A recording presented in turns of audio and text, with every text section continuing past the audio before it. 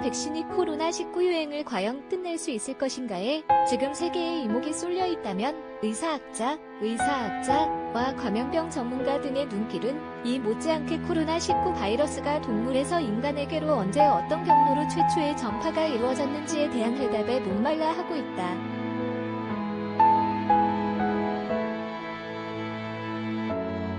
중간 매개동물이 어떤 종류인지 중국 우한시 화난수산물 도매시장이 진원지인지가 최대 관심거리다. 이런 인물을 두고 세계보건기구 WHO 조사팀이 코로나 발생 1년여 만인 지난 1월 중국 우한으로 들어가 조사를 벌였지만 최초 전파, 즉 코로나 기원 방정식을 푸는 데는 실패했다.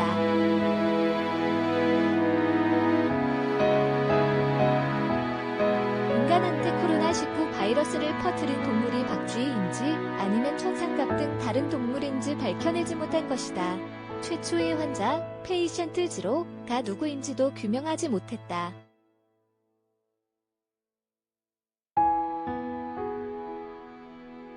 조사단은 최초의 코로나 환자가 나온 진원지로 많은 전문가들이 의심하고 있는 우한 화난수산시장을 직접 방문해 이 시장에서 팔린 동물들을 조사하고 시장 상인 등을 만나보았지만 코로나19 기원을 파악하는 데 도움이 될 만한 자료를 얻지 못했다.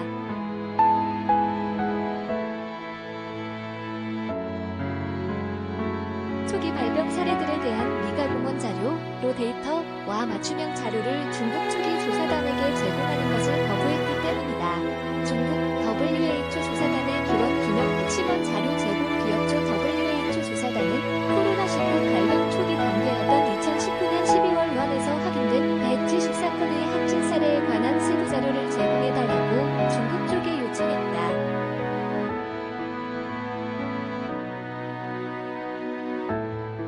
하지만 중국 쪽은 이 요청을 거절하고 해당 사례들에 대한 자체 분석과 광범 위한 요약본만 제공했다.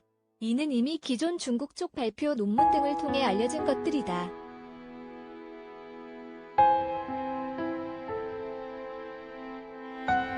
조사단은 중국 쪽이 가공하지 않은 원 자료를 제공해줄 경우 이를 가지고 후향적 연구, 레트로스펙티브 스터디를 할 계획이었다. 이 자료를 바탕으로 심층 분석을 하면 코로나19가 중국에서 얼마나 일찍, 얼마나 광범위하게 퍼졌는지를 알아낼 수도 있다고 판단했다.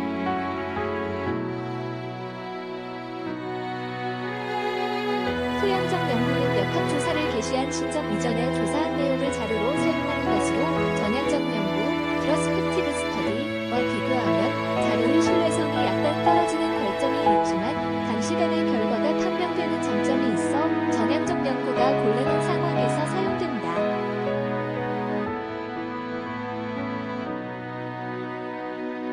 감염병 전문가들은 이미 코로나 기원을 밝히는데 후향적 연구의 중요성을 오래전부터 강조한 바 있다.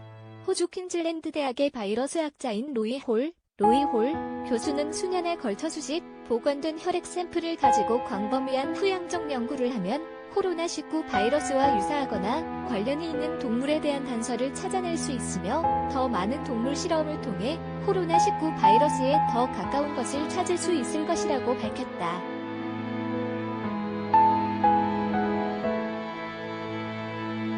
여는 호라살과로 코로나 전쟁 인간과 인간의 싸움 닦는 호라살과로 안종주 지음, 동아MMP 편M 30조 하지만 조사단의 계획은 중국의 비협조로 허심만 승셈이다.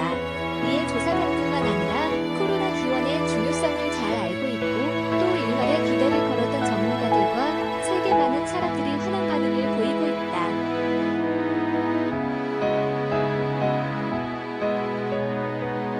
중국은 코로나 기원이 밝혀지는 것을 꺼리고 있다고 볼 수 있다. 비협조와 시간 끌기를 통해 코로나 기원이 미궁에 빠지는 것을 바라고 있는 것이다.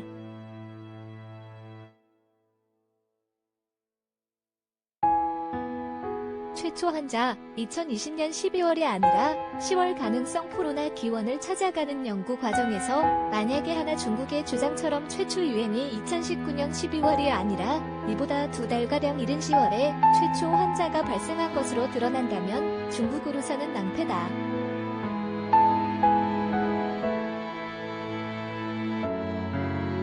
중국의 조기의 감염병의 존재를 외부에 투명하게 즉시 알리지 않는 바람에 일이 커졌다면 비난과 책임 추궁이 국제사회 펼칠 것이기 때문이다.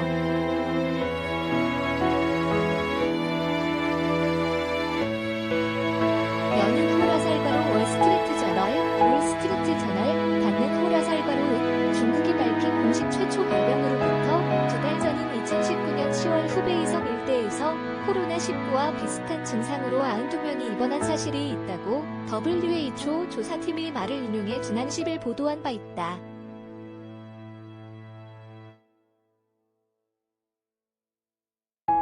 감염병 역사에서 새로운 감염병의 유행이 밝혀진 뒤 그 감염병의 최초 환자, 즉 그 감염병의 기원을 찾아 나선 결과 이미 10에서 20년 전에 최초 환자가 있었던 사례는 여럿 있다.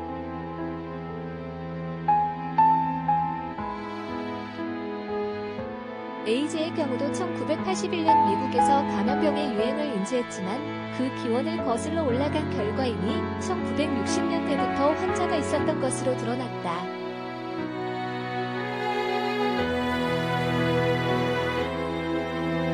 지카 바이러스 감염증도 이와 비슷한 역사를 지니고 있다. 코로나19의 기원을 밝혀내기 위해서는 테오드로스 아드하놈 거브라여수스 세계보건기구 WHO 사무총장의 말만 따나 모든 가설에 대해 열려있는 자세는 필요하다.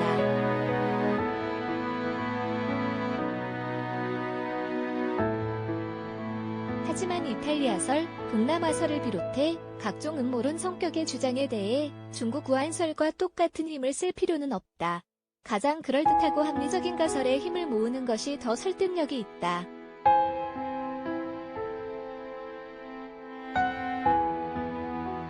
감염병 기원은 시간 끌수록 진실 규명 어려워져 우리만 의심하지 말고 다른 주장에 대해서도 귀를 기울여 심도 있게 함께 조사하자는 중국 쪽 주장을 받아들일 경우 기원 규명은 하세월이 될 수 있다.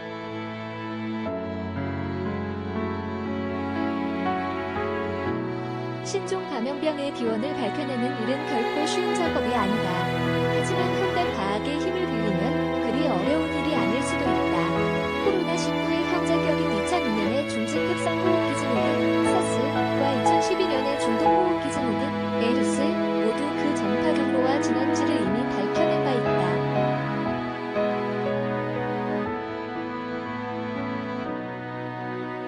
사스는 중국 광둥에서 박쥐 사양 고양이 인간 경로를, 메르스의 경우 사우디아라비아에서 박쥐 낙타, 감봉 인간 경로를 각각 거쳐 감염병 유행이 일어났다는 것이다.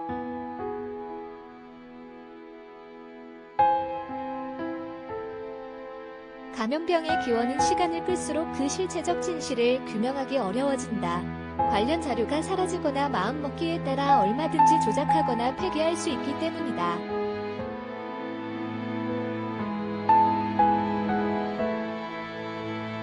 특히 중국과 같은 사회주의 국가에서는 이러한 일이 얼마든지 가능하다.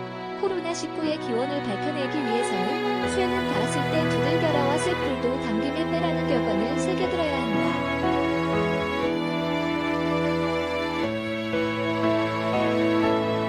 국제사회가 힘을 하나로 모아 중국을 더욱 강하게 압박해 코로나19 기원을 밝히는 일에 전적으로 협조하도록 만들어야 한다. 코로나19의 기원 규명은 앞으로 유사한 신종 감염병 발생을 막거나 대유행으로 번지지 않도록 만드는 데 너무나 중요한 작업이다.